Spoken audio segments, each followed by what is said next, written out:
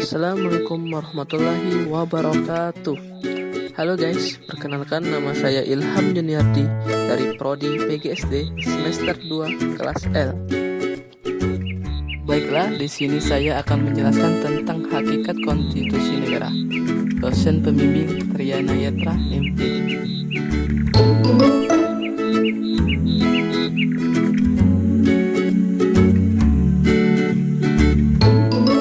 Segala puji dan syukur kami panjatkan kehadiran Allah Subhanahu wa Ta'ala yang telah melimpahkan rahmat dan hidayahnya kepada kita semua. Salawat serta salam semoga selalu tercurahkan kepada Rasulullah Shallallahu Alaihi Wasallam serta keluarganya.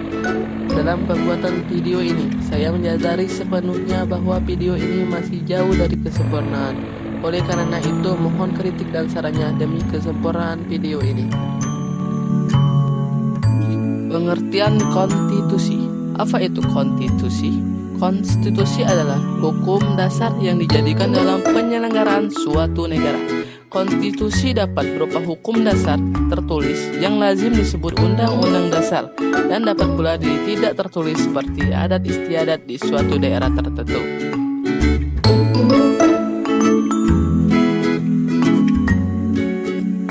Konstitusi memiliki beberapa fungsi, yaitu 1. Fungsi penentu dan kekuasaan pemerintah negara. 2. Fungsi pengatur hubungan kekuasaan antar pemerintah negara. 3. Fungsi pengatur hubungan kekuasaan pemerintahan negara dengan warga negara. 4. Fungsi simbolis sebagai pemersatu bangsa.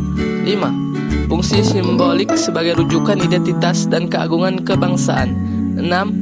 Fungsi sebagai sarana pengendalian masyarakat baik dalam arti sempit hanya di bidang politik maupun dalam luas mencakup bidang sosial ekonomi. 7. Fungsi sebagai pelindung hak asasi manusia dan kebebasan warga suatu negara. 8. Fungsi konstitusi sebagai sumber hukum tertinggi. 9. Fungsi ideologis. 10. Fungsi instruktur. 11. Fungsi publikatif.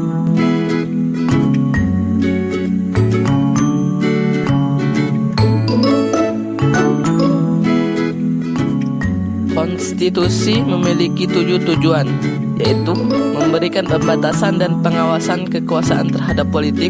2. Membebaskan dari kekuasaan mutlak. 3. Mengatur jalannya kekuasaan. 4. Menghindari kesewenangan. 5. Arahan mewujudkan tujuan negara. 6. Melindungi hak asasi manusia. 7. Pedoman penyelenggaraan negara. Perkembangan konstitusi di Indonesia.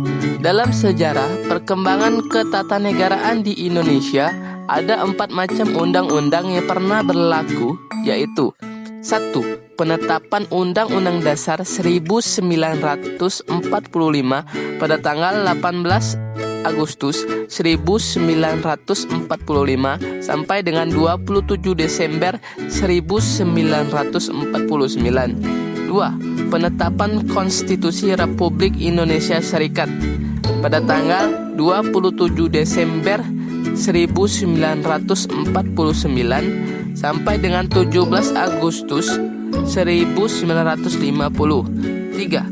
Penetapan Undang-Undang Dasar Sementara 1950 pada tanggal 17 Agustus 1950 sampai dengan 5 Juli 1959. 4. Penetapan berlakunya kembali Undang-Undang Dasar 1945 pada tanggal 5 Juli 1959 sampai dengan sekarang.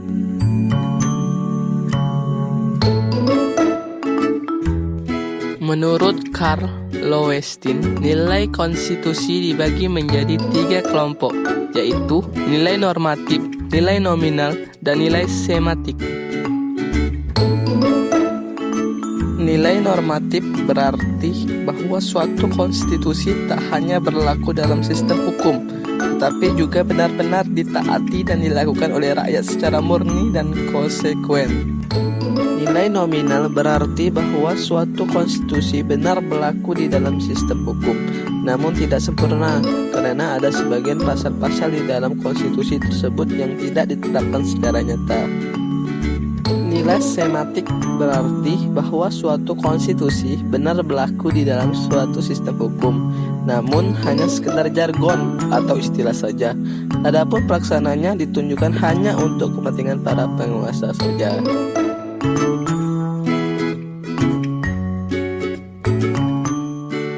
Itulah penjelasan dari saya. Yang benar semua datang dari Allah, yang salah dari saya pribadi, mohon dimaafkan.